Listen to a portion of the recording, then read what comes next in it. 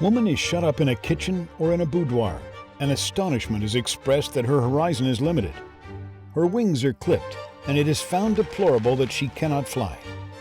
Simone de Beauvoir, a forerunner in the French feminist movement, once depicted the dire situation facing women in her famous work, The Second Sex.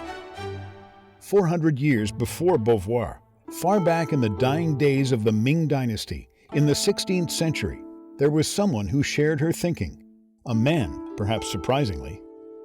人有男女之别，但如果说见识也分男女，怎么可能？见识有高低之分。说男子的见识全都高远，女人的见识全是短浅，岂不可笑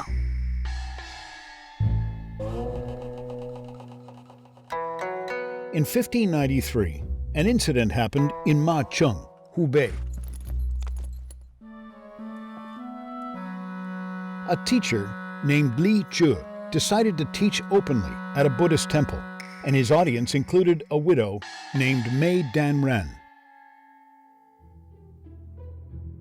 400 years ago, such an incident caused a great sensation in society of seismic proportions. Li Zhi was quite famous for his unbridled spirit. When he was only 12, he started writing articles ridiculing Confucius, and in the following decades, he criticized many well-respected Confucian masters, including Mencius, Zhu Xi, and Zhou Duanyi. While targeting ethics preached by the Confucian school, he advocated equality and exhorted people to retain a childlike innocence.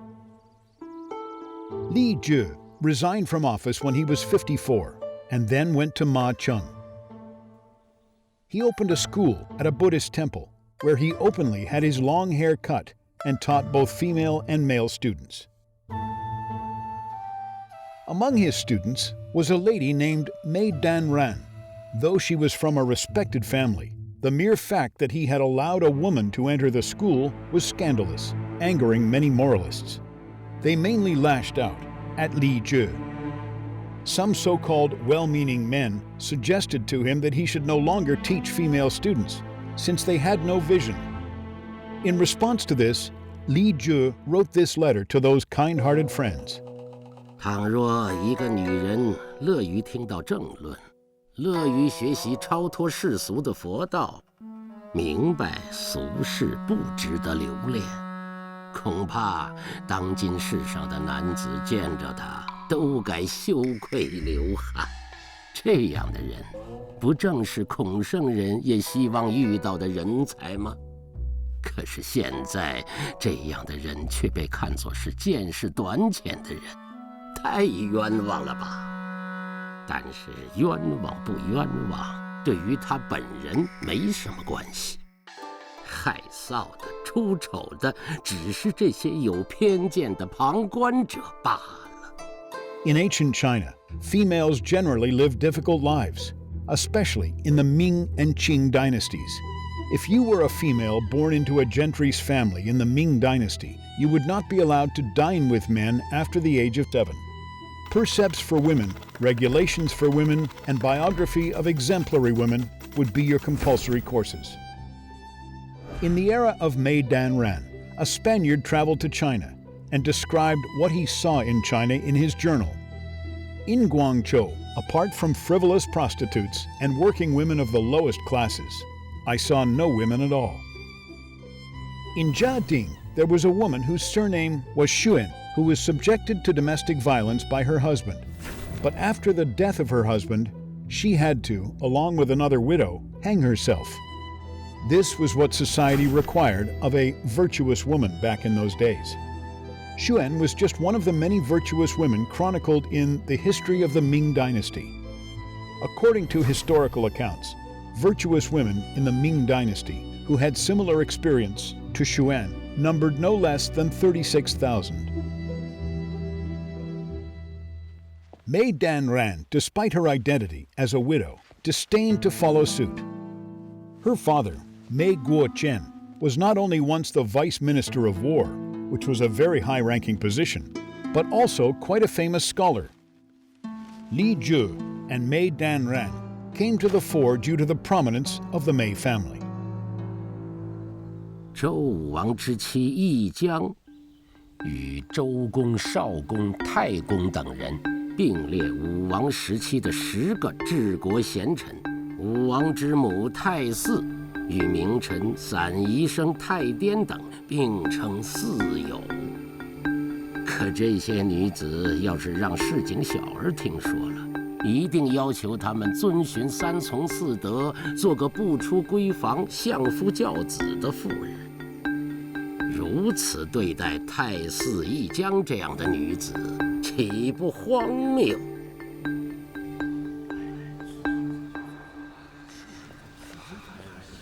Instead of preaching women's virtues, Li Zhi had profound appreciation of women's wisdom and ability, so he was fighting for equality between men and women.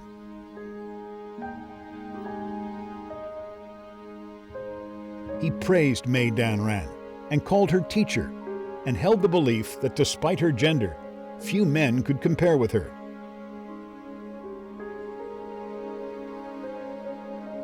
Mei Danran had a rather unfortunate life.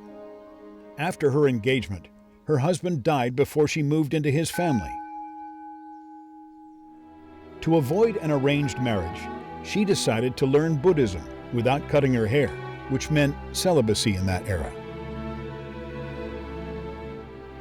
In the teeth of criticism, she took Li Zhi as her mentor and began academic dialogue with him.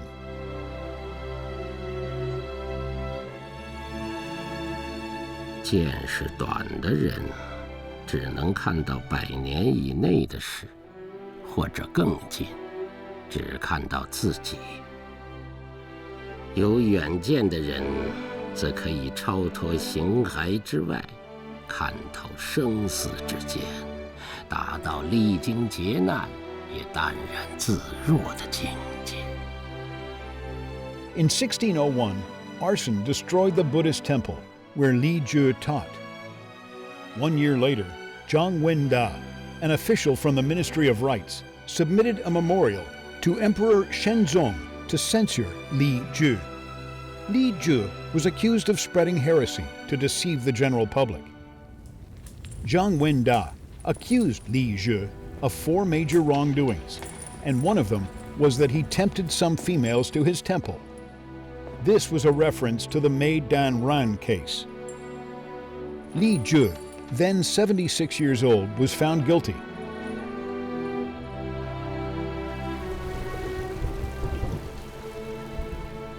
As for Mei Danran, an extraordinary woman who resisted the trend of her times, she's briefly referred to in the history books, which say she was slandered to death and died at the age of 37.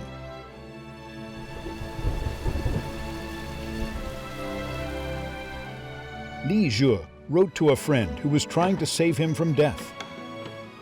Neither dying in prison nor on the battlefield would be undesired, so there was no need to bother rescuing him.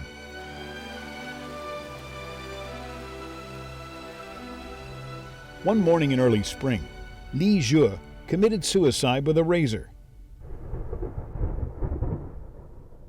So it was that the ever-stubborn Li Zhi stalwartly faced his martyrdom and achieved it.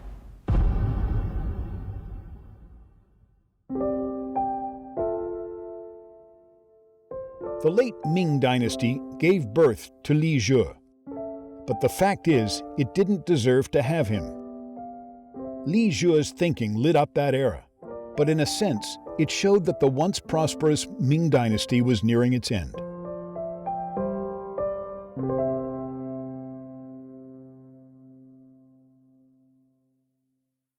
Are the so-called tough women something new? Something that existed only in this era? The answer is no. Gu Ruopu, a single mother living in Hangzhou in the late Ming and early Qing dynasties, is a woman who could compare with any tough woman living in modern times. 丈夫的离开让我悲伤到了极点，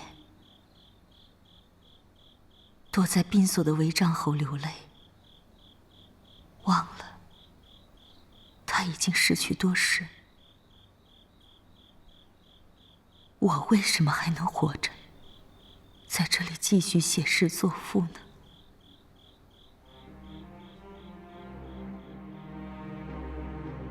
This letter was written by Gu Ruopu, a female poet of the late Ming dynasty, to her younger brother, Gu Ruopu. In 1619, when Gu Ruopu was 28, her husband died, leaving her alone with 2 children to support.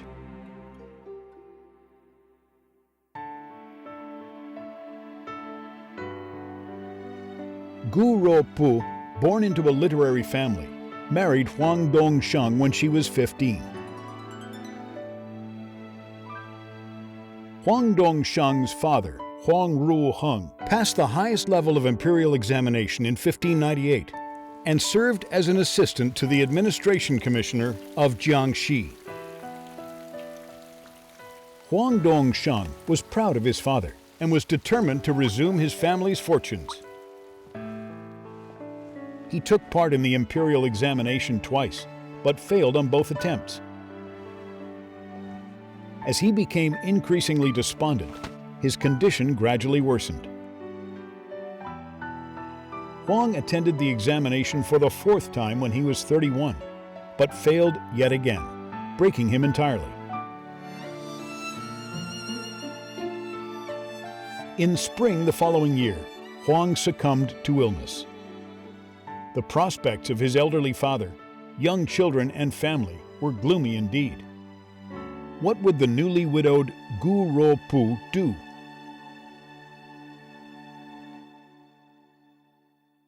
"为贞洁而死简单，守贞洁却不易。孩子们还小，我要像唐代柳仲颖的母亲那样。 用熊胆煎制药丸，帮助孩子强身健体。学欧阳修的母亲，用树枝在地上写字，教孩子读书，一点点的等待他们长大。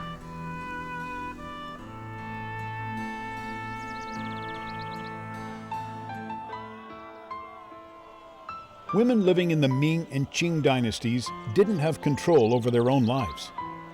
Women with similar experiences to Gu Ruopu would generally remarry someone else so as to ease the pressures they faced. If they could count on their next husband, they would find life easier and more stable.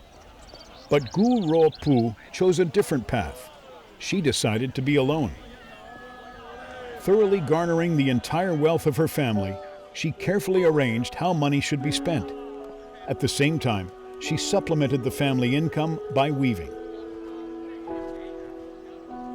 She had 2 children, one 8 and the other 6. Apart from keeping house, she also undertook to educate the children. 我一直惴惴不安，担心辜负东升最初的志向。将来九泉之下，也没有颜面见他。做饭织布之余，我就翻开家中收藏的书籍，从四书五经到古史鉴、黄明通记和大正记，日夜阅读，只觉得时间不够。孩子们进来，我就让他们点亮灯笼，坐在屋中一角，讲解我读书的领悟。有时候，我还带着他们背书，到3更半夜才罢。我以此为乐，并不觉得疲倦。If we look at her from today's perspective, then it's safe to say that Gu Ruopu could be called an educator. To make sure her children would be successful in the future, she not only tried to learn together with them, but also managed to explore new ways of educating them. In this connection, she once built a boat and put it by the side of the broken ridge of the West Lake, thus creating an environment in which her children could dedicate themselves to study. So it was that her 2 children, Huang Tan and Huang Wei, slowly grew up to become famous Hangzhou scholars. What makes her so special is that she emphasized the importance of educating females, and with that in mind, she enlightened all the females in the Huang and Gu families, encouraging them to read, study, pay attention to current affairs, and express their thoughts with poems. She also cultivated the very first female literary group in Chinese history, the Jiao Yuan Poetry Society. Some scholars go even further, inferring that when Tao Shijin was creating female characters for Dream of the Red Chamber, he drew on the example of the Jiao Yuan Poetry Society. They also hold that grandmother Jia in the novel was based on Gu Ruopu. But that's not to say that Gu's efforts were appreciated by the older generation. As a matter of fact, many, especially older females, criticized Gu for what she did. Gu retorted that equal emphasis should be laid on both men's and women's education. Only when women were possessed of knowledge could they become good wives and mothers. 时日一长，见识也一天天累积，这些圣贤之书可以洗涤心性。我还要读《诗经》《离骚》这样的诗赋，那些悠游潇洒的词句，仿佛可以寄托心中的哀思，舒缓满怀的愤懑，不至于因为忧愁而生病。春天鸟儿鸣唱，夏天虫儿唧唧，它们感应时节发出声响。我呢，也随性写下文章，藏在箱子里。虽然也是不平则鸣，但哪敢与古时候的班昭左芬相比？就是邯郸学步罢了。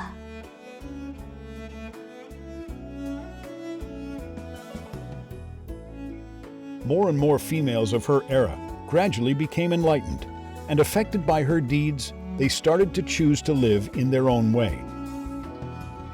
A new trend had started in Hangzhou. Huang Yuanjia was one of these women. She was born into a literary family and had quite a talent for painting. She lived with her husband by the West Lake. But while her husband dealt with family affairs, she became the breadwinner for the family by selling her paintings. These females, thanks to their hard work, managed to break through the strict social conventions of the time, earning more respect and recognition for women.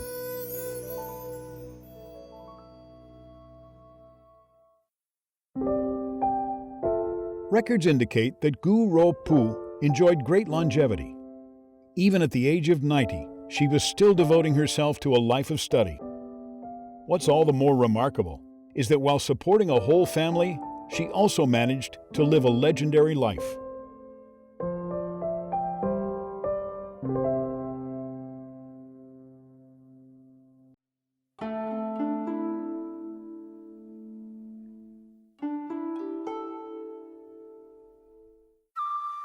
If today's college entrance examination is like walking a single log bridge, then in ancient times, the imperial examination was like a high-altitude tightrope walk. Little wonder that most people who made it across are remembered in history. To pass the examination, all the candidates had to endure the same suffocating atmosphere. During the reign of Emperor Qianlong in the Qing dynasty, a scholar called Yuan Tong got into a dispute related to the imperial examination.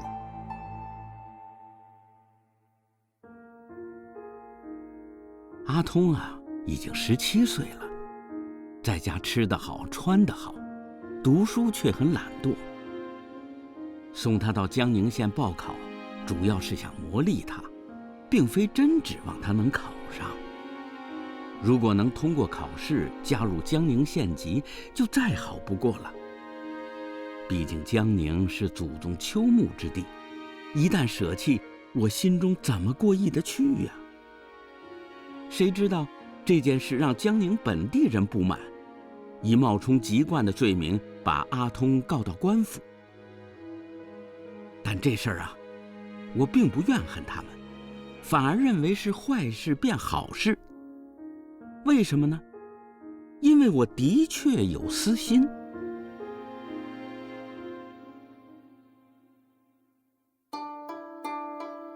Yuan Mei, a famous Qing dynasty literateur, was childless despite being already 60 years old. So his cousin, Yuan Shu, decided that his son, Yuan Tong, would be adopted by Yuan Mei. Yuan Mei lived in Hangzhou, but his ancestral tombs were located in Jianning, today's Nanjing. The Yuan family considered Jianning their homeland, and if Yuan Tong could study in Jianning, they would feel that one of their wishes had been met. Besides, Yuan Mei knew that in Jianning, the learning environment was less intense, with less fierce competition.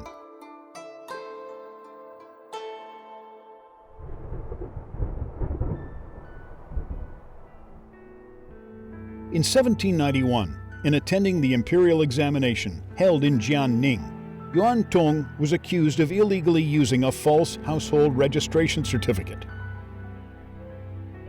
As a result, he was disqualified from attendance at the examination.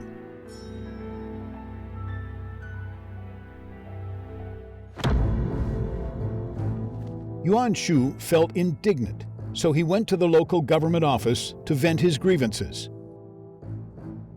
Yuan Mei, however, took a vastly different stance and wrote this letter to his cousin. 参加考试其实是次要的，有没有真才实学是根本。阿通如果有才华，考到江宁还是杭州都可以，甚至不参加考试都行。可如果没有真才实学，考到哪里也不行。咱们身为长辈的，不去教导后辈读书学问的道理，而同别人争嫌弃，有必要吗？还是好好根据阿通的本性，因材施教吧。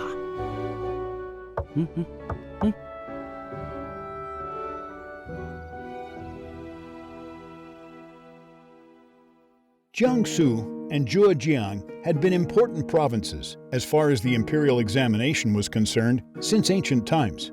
There were so many students attending the exam that it would be impossible to overstate how intense the competition was. If Yuan Tong was not given a free pass, there would definitely be more cases of this kind. The objection of students in Jianning was quite legitimate.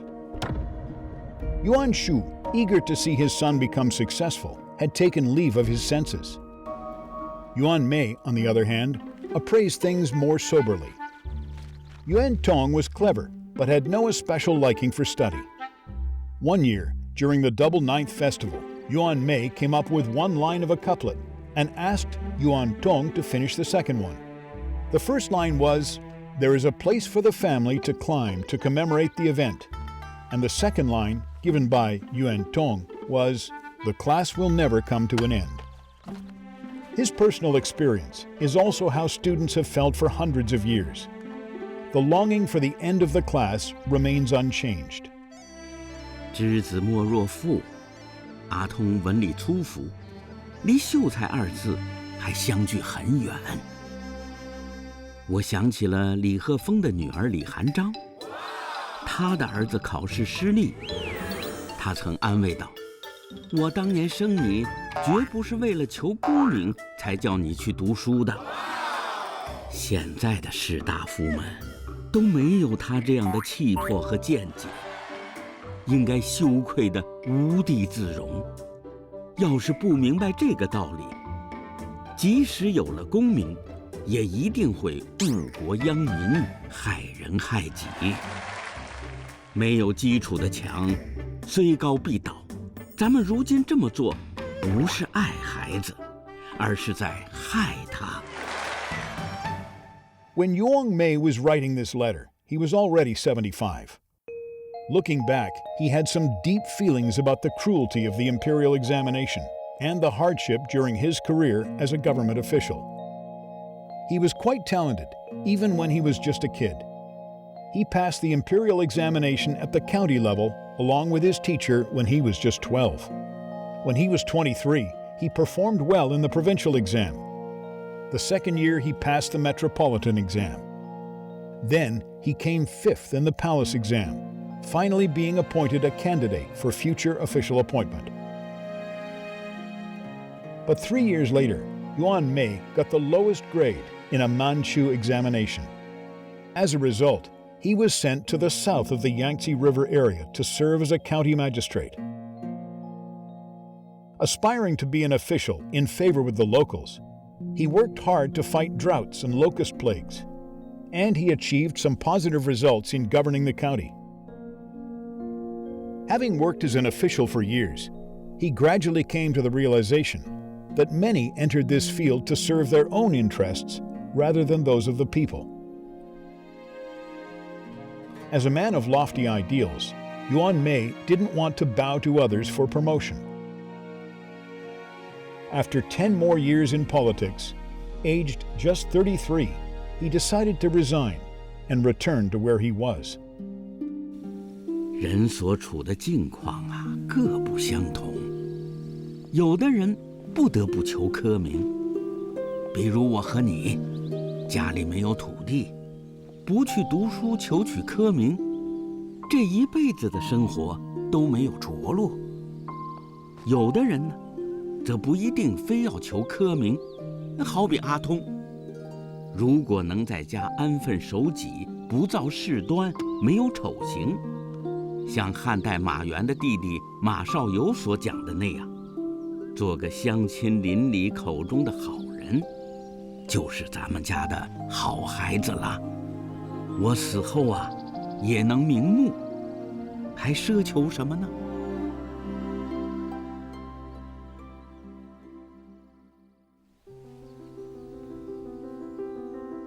？Yuan Mei started a new life when he was 33, and thus felt more detached from an earthly life.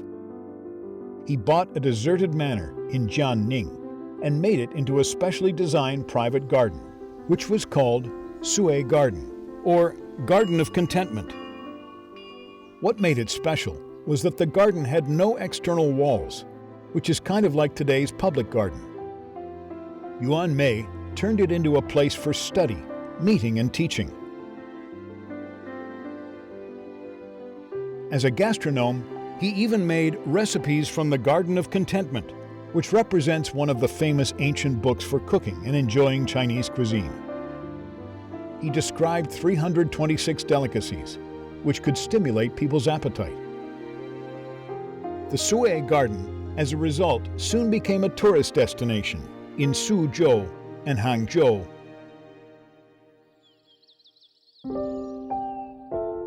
我们的子孙也是这天地间的一苍生，他们是他们，我们是我们。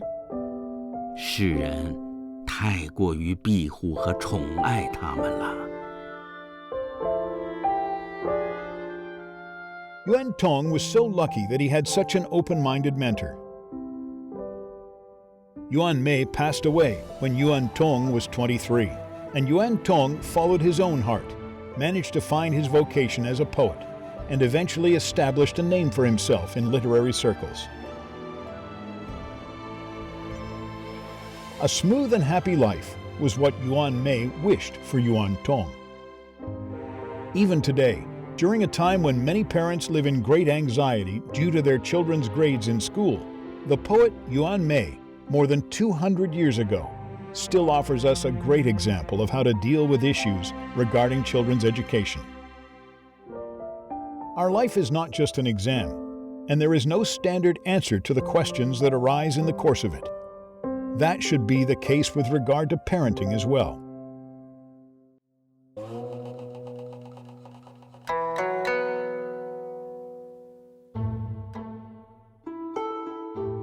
These bamboos represent a man with a free and unrestrained spirit, and a vigorous and sharp mind. They show that the painter was making a representation not just of bamboo, but also of himself. Every stroke demonstrates his pride and stubbornness.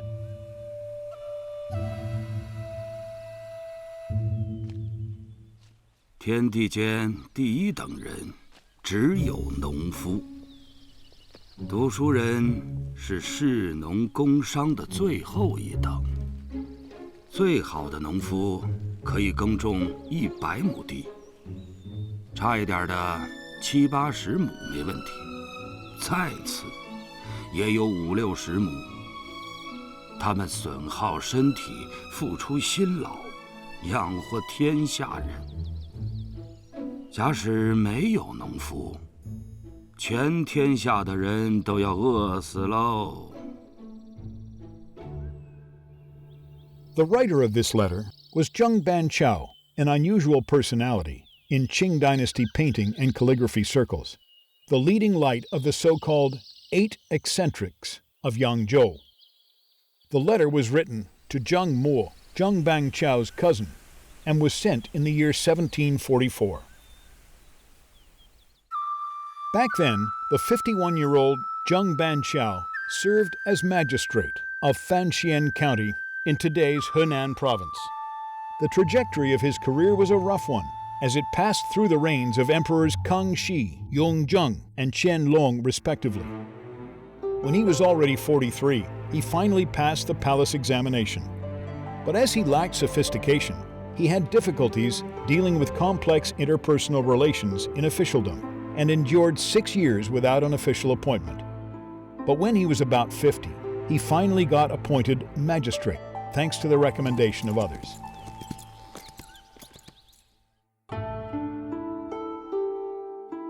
While he took up the appointment, his wife and children stayed behind in their hometown, Taizhou, in the care of his cousin Zheng Mo, as Zheng Banqiao had no brothers of his own.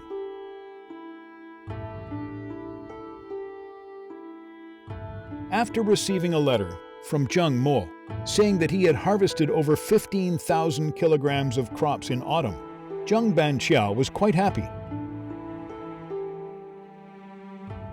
This showed that while Zheng Banqiao's cousin had no flair for official or literary manners, he was more than able to handle domestic business.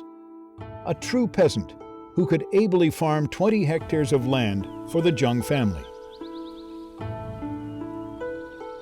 我曾经嘲笑唐人写的七夕诗，他们谈论牛郎织女，总是绕不开哀怨的主题，实在是脱离了这个传说原本的意味。织女代表一之源，牛郎代表十之本，他们作为天星，身份最为尊贵，老天都眷顾他们，普通人却不明白衣食的重要。咱们家乡的妇人，虽然不能织绸织布，但能主持家务，干针线活，也算是不失勤劳的本色。Zheng Banqiao was a peasant's child, and he grew up in the countryside. By the time he was born, his family's fortunes had already declined, so he lived in straitened circumstances. His mother passed away when he was very young, so he was raised by his wet nurse, an honest working woman who exerted great influence on Zheng Banqiao. little surprised that Zheng had a natural affinity with peasants. When he served as magistrate of Fanxian County, he used to make field visits to see by himself how the local peasants were living. Sometimes he would wear casual clothes and do farm work with them. After work, he would eat with them without the airs of an official. He hated those who were born into peasant families but forgot who they truly were once they stepped into officialdom, writing articles in mockery of them, and saying that many people who became rich and powerful easily forgot the simple pleasures of their hometowns. Such comments earned censure and criticism from his colleagues. As far as they were concerned, Zheng was just a strange person. 现在的读书人可不一样喽，一捧书本就想着考举人、中进士、做大官，做官之后又盘算着如何赚大钱、造房子、买田产。他们呀，从一开始便走错了路，后来越走越偏，总没个好结果。还有一些没发迹的人，就在乡里为非作歹，言行丑陋，真让人受不了。这世上难道就没有人看重自己的品德吗？难道就没有人拥有经世济民的理想吗？难道就没有人希望自己的心性高洁，堪比古人吗？其实有很多的，但是好人总被坏人牵累，实在是有口难辩呐。While serving as magistrate of Weixian County in Shandong, Zheng Banqiao experienced a famine year. Defying others' objection, he opened the official granary to save more than 10,000 people, offering grain in return for IOUs. That said, in autumn, the crops failed, so he burned all the IOUs. Local people were grateful for what Zheng did for them, so they built memorial temples in his honor. When Zheng was 60, Weixian County endured another serious famine, so he submitted a petition to his superior asking for permission to open the granary, but his petition was delayed. Faced with a growing emergency situation, he opened the granary in advance of official permission. It was a decision that forced his resignation, bringing his short career in officialdom to an end.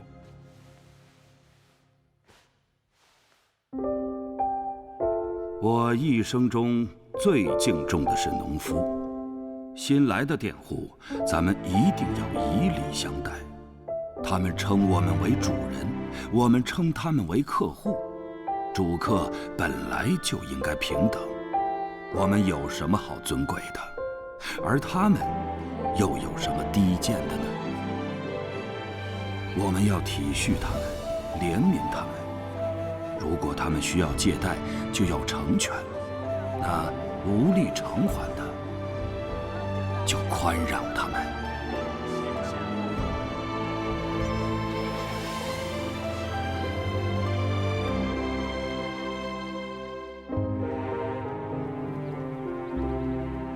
In 1753, Zheng Banqiao resigned and returned to his hometown with 3 donkeys carrying all his belongings. In the spring of 1765, he drew the famous painting Bamboos and Rocks. One day out in the wilderness, on the edge of a cliff, he saw some windswept bamboos. Yet, weak as they seemed, they still had their resilience and pride. The scene which inspired this famous painting inspired an equally famous poem. Between broken rocks, striking my root deep, I bite the mountain green and won't let go. From whichever direction the winds leap, I remain strong, though dealt many a blow.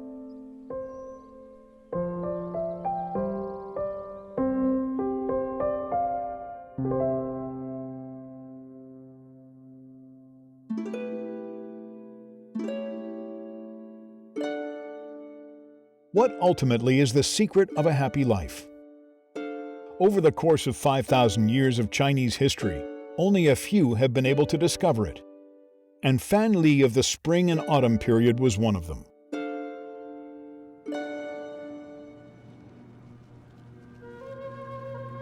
我们知道，春天生发，冬天消乏，人有盛衰，福祸相依。懂得进退，知晓福祸，洞悉生死，这才称得上是贤人。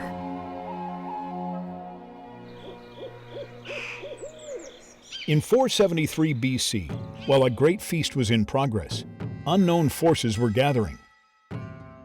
The protagonist of the feast was Gu Ruopu, king of the state of Yue. That year, the army of Yue had conquered the state of Wu, making Gu Ruopu the new hegemon. Fan Li and Wen Zhong, key aides to Gu Ruopu, were important guests at the feast. Both had done a lot to help Gu Ruopu become the hegemon. Gu Ruopu had once been held hostage in the state of Wu for 3 years. During that time, Fan Li had been his constant companion, sharing all kinds of suffering with him. Meanwhile, Wen Zhong stayed in the state of Yue, encouraging females to breed silkworms so as to gain more wealth, and training soldiers for when the time came to fight back. The two of them, one within the state of Wu itself and one outside, worked together to make Gu Ruopu win. But though the days of hardship were destined to come to an end, the good times were slow in coming. It's recorded that on the night of the feast, Fan Li left the state with a small boat without informing anyone. In accordance with unofficial history of Wu and Yue, Fan Li left with his beloved Shi Shi. Before leaving, he left this letter to his friend Wen Zhong. 我虽不才，但我知道进退。我知道鸟打尽了，良弓就没有用处了。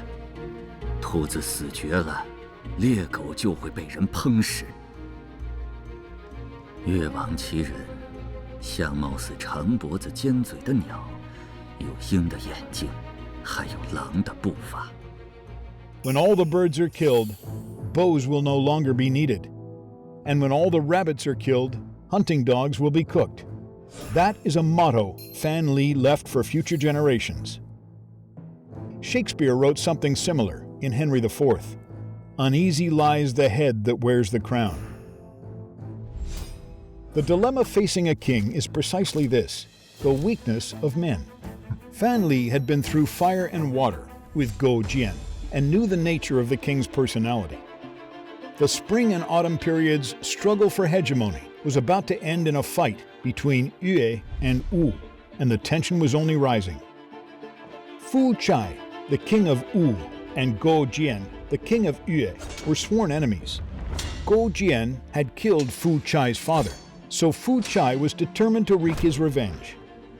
The threat from the neighboring state made Gu Ruopu nervous.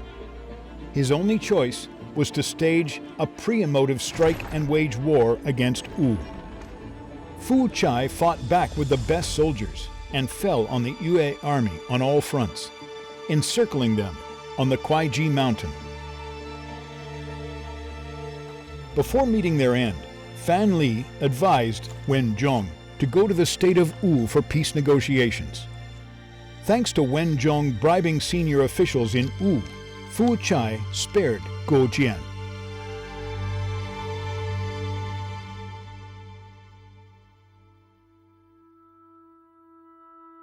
Instead, Gu Ruopu was held hostage in Wu for 10 years, submissively and humbly working as a stable hand.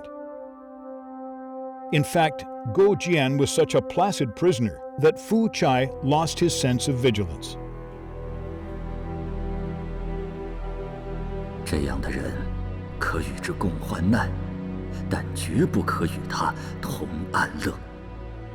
危险的境地，他才需要你；安全的时候，你对他来说一无是处。现在你若还不离开，日后他必将加害于你。 Wen Zhong knew less about human nature than Fan Li. Even after receiving Fan Li's letter, he still chose to stay on as aide to Gu Jian. But later, Gu Jian was tipped off that Wen Zhong was about to rebel.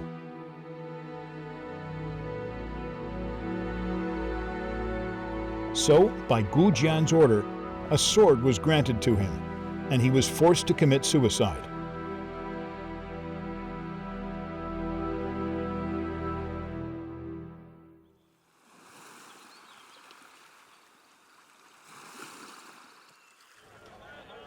After leaving the state of Yue, Fan Li started a new life, coming to the state of Qi, where he lived under a strange new name, Che Yi Zi Pi, literally meaning a wine vessel made of cowhide. Fan Li was really good at doing business. While tilling land, he also worked in the seafood trade. Soon he rose to fame as a wealthy merchant.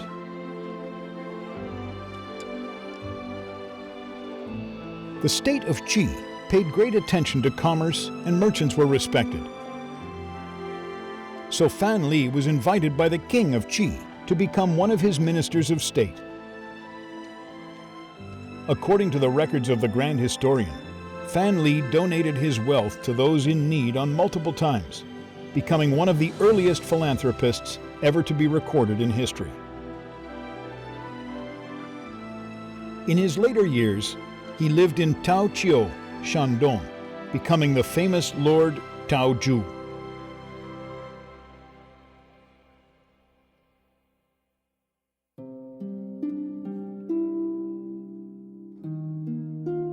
It's recorded in history that both Fan Li and Wen Zhong were born in the state of Chu, and that Fan Li behaved so strangely that he was regarded as a maniac, so much so that only Wen Zhong was willing to approach him. The two of them later went on to the state of Yue to assist Gu Jian. Ultimately, though, they were good friends. The two of them, when faced with a turning point in life, chose different paths in life. One chose to leave, while the other chose to stay.